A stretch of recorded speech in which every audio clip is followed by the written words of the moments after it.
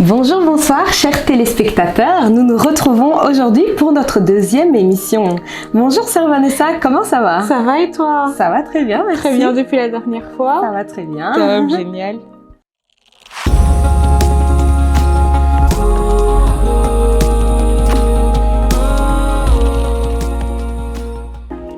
Donc voilà, comme on vous l'avait promis la dernière fois, nous nous retrouvons pour notre seconde émission, dont le thème aujourd'hui s'appelle l'éveil du héros, donc comment réveiller le héros qui sommeille en vous. Et pour ce faire, nous avons de nouveau comme invité notre cher pasteur dans notre petit atelier. Bonsoir pasteur. Bonjour sœur Vanessa, bonjour sœur Adriana, merci encore de m'avoir invité, cette marque de confiance, que Dieu vous bénisse en tout cas. Amen. Amen. Pasteur Fabrice, pourquoi l'éveil du héros? Merci pour cette question sœur Adriana. Je m'en vais citer Joël, le prophète Joël au chapitre 3, le verset 9 et 11. C'est un texte qui est connu, la Bible déclare « Publiez ces choses parmi les nations, en Belgique, en France, aux États-Unis, en Afrique, en Asie, préparez la guerre, réveillez les héros. Là, faites monter les héros, les hommes de guerre. » Et au verset 11, on dit « Là, Éternel, présente tes héros. » Autrement, nous avons besoin des héros et des héroïnes parce que nous sommes en temps de guerre. Vous allez me dire, mais comment le temps de guerre? Paul dit à Timothée, combat le bon combat de la foi. C'est un combat permanent. Dans Apocalypse 12, on dit, il y eut une guerre dans le ciel. Les anges, Michel et ses anges combattirent contre le diable fut vaincu, il fut précipité sur la terre. Malheureusement, quand il arrive en Belgique, quand il arrive en Thaïlande, il trouve qu'il n'y a pas de héros. Alors il fait sa fête. Nous sommes là pour réveiller les héros afin qu'ils ne fassent plus sa fête. Amen. Amen. Pasteur, y a-t-il encore aujourd'hui des héros et des héroïnes? Oui, bien sûr. Déjà, la Bible est un livre des héros et des héroïnes. Autrement, nous qui lisons la Bible, nous les lecteurs de la Bible, nous les enfants de Dieu, nous avons été appelés à reproduire ce qui est dans la Bible. Donc, encore au XXIe siècle, il y a des héros, il y a des héroïnes. Suis-je une héroïne? Tu l'as dit. Tu l'es. Tu es une héroïne. Merci, oui, tu es une héroïne. Nous sommes des héros de Dieu. Amen. Parce que souvent, lorsque nous pouvons le découvrir dans la Bible, les héros s'ignorent, les héroïnes s'ignorent. Oui. L'Éternel dit à Gédéon, dans Juge chapitre 6, « Va avec la force que tu as, vaillant héros. » Gédéon se dit, mais sur ma carte d'identité, il n'est pas écrit vaillant héros. J'ai mon nom Gédéon, mais on ne rajoute pas vaillant héros. Mais pour l'Éternel, le nom de cet homme, c'était vaillant héros. Amen. Héroïne de Dieu, héros de Dieu. Oui, tu es une héroïne de Dieu, mais souvent, on s'ignore. On s'ignore. Amen, amen. Pouvez-vous alors nous citer quelques caractéristiques d'un héros? Alors, j'en citerai 5. Premièrement, un héros, c'est un homme qui fait des exploits, qui fait des choses qui étonnent. Je reviens à un personnage de la Bible que j'aime beaucoup, Samson. La Bible déclare que Samson, un jour, il ramasse la mâchoire d'un âne, et avec cela, il tue 1000 personnes, ou plus de 1000 personnes. Ça, c'est un exploit. J'imagine que cette mâchoire n'a servi qu'à brouter de l'herbe. Cette mâchoire n'a servi qu'à l'âne qu'à pousser de hennissements, mais rien d'autre. Cette mâchoire n'avait jamais fait des exploits. Mais dans les mains d'un homme qu'on appelle Samson, cette mâchoire qui broutait de l'herbe était capable de vaincre une armée. Premièrement, il fait des exploits. Deuxième chose, comme caractéristique, un héros est dualiste. On retrouve dans le héros deux natures, un côté faible, un côté fort. Toujours pour Samson, dans Juge chapitre 14, le verset 18, la Bible déclare « Quoi de plus fort que le lion? Quoi de plus doux que le miel ?» Autrement, Samson faisait ressortir cette caractéristique du héros dans sa vie. Je suis en même temps fort, je suis en même temps faible. Ainsi, souvent, dans notre vie, à cause de notre faiblesse, il nous arrive d'oublier notre force. Nous sommes forts, quand bien même nous sommes en même temps faibles. Amen. Jésus était un agneau, il est encore un agneau et un lion. Troisième caractéristique, c'est que le héros, il fait trembler le camp de l'ennemi. Il acquiert de la notoriété et avec le temps, il devient fameux, il fait des exploits. L'ennemi a peur de lui. Je me rappelle, au début de ma foi, il y avait un pasteur que Dieu utilisait au milieu de nous et il est arrivé que dans des séances de délivrance, des responsables, nos encadreurs chassaient les démons. Ces démons refusaient de partir. Et c'est arrivé par 2 fois que ces esprits impurs ont dit « Nous ne partirons pas à condition de faire venir ici votre responsable en citant son nom. » Il était fameux dans le camp de l'ennemi. Un héros fait peur le camp de l'ennemi. Autre caractéristique, ou 4e, le héros se relève toujours. Amen.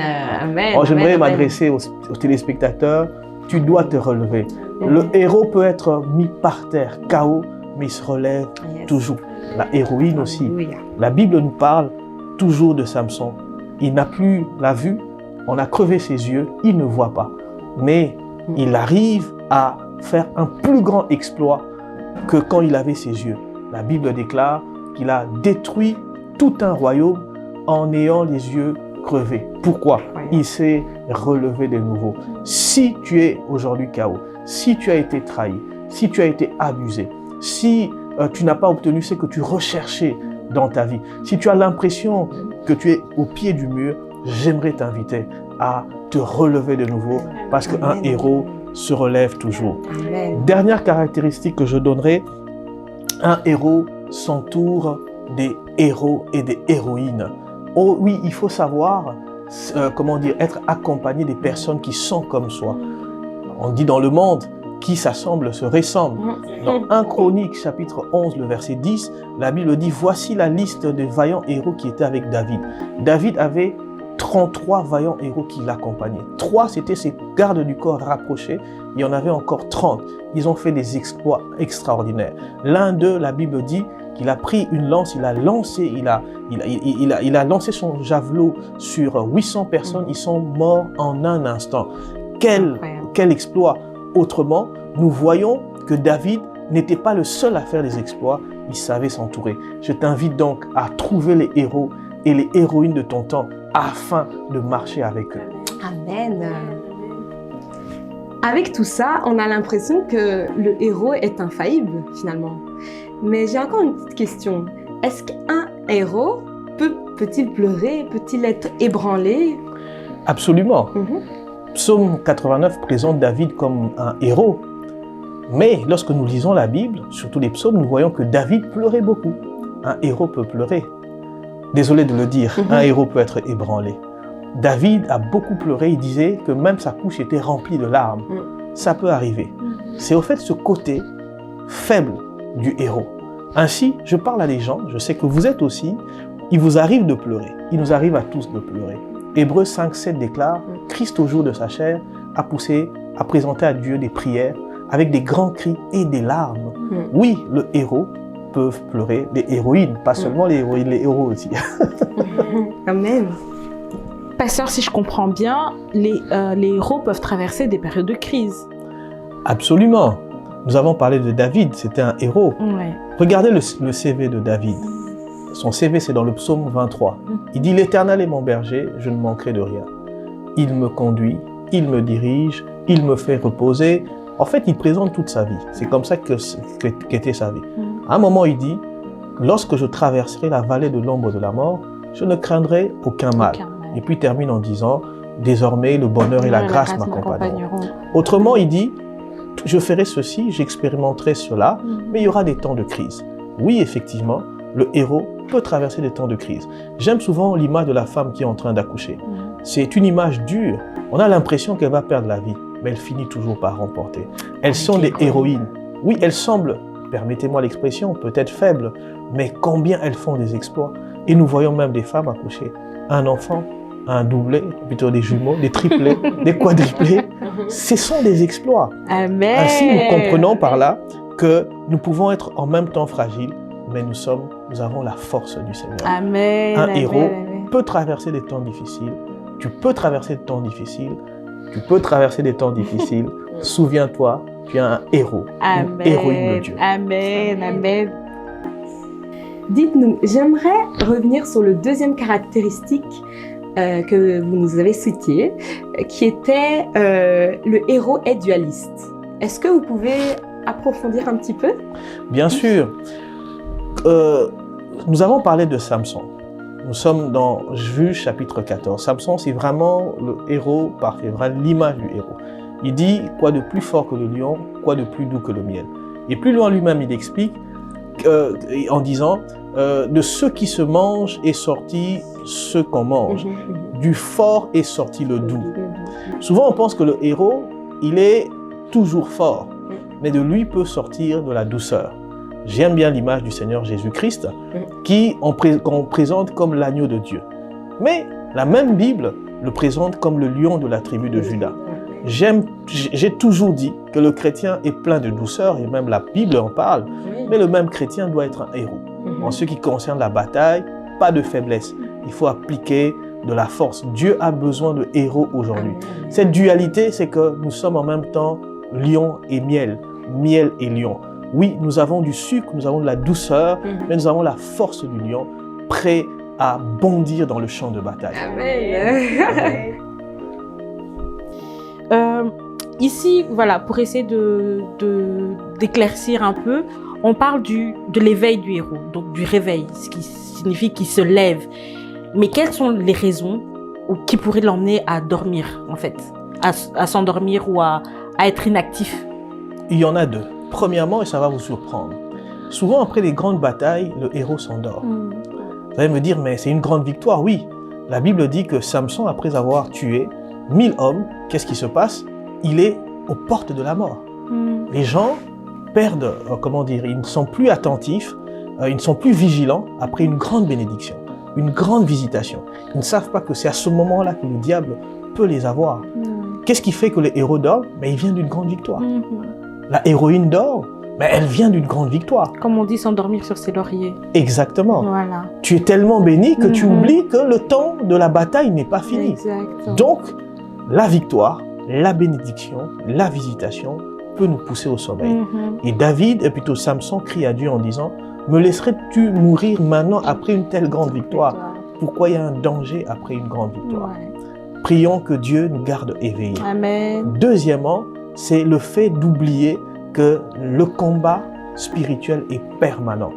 Je l'ai dit au début, Paul dit à Timothée, combat d'après les prophéties qu'il y a dans ta vie, combat le bon combat de la foi. Amen. Autrement, le combat de la foi est permanent. On ne combat pas dans le domaine de la foi seulement dans une période normale et quand on est en vacances, on ne combat plus. Non, même pendant les vacances, tu dois être en perpétuel, tu dois être en alerte. Pourquoi tu es un héros de Dieu? Il y a la bataille. Il faut toujours te dire que je sors de ce combat, je dois rester éveillé.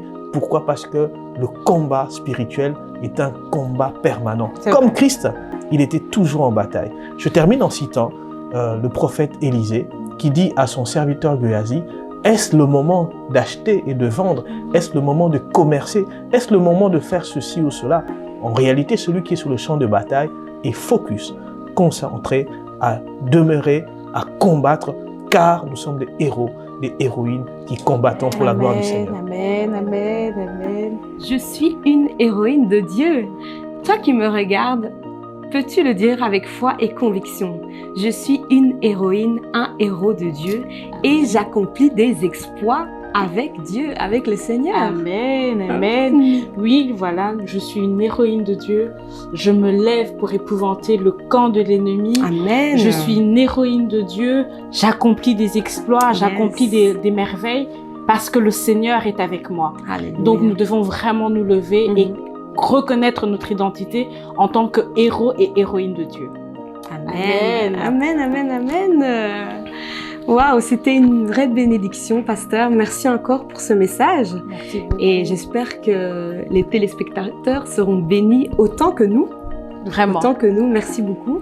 Merci pour l'invitation, pour cette opportunité.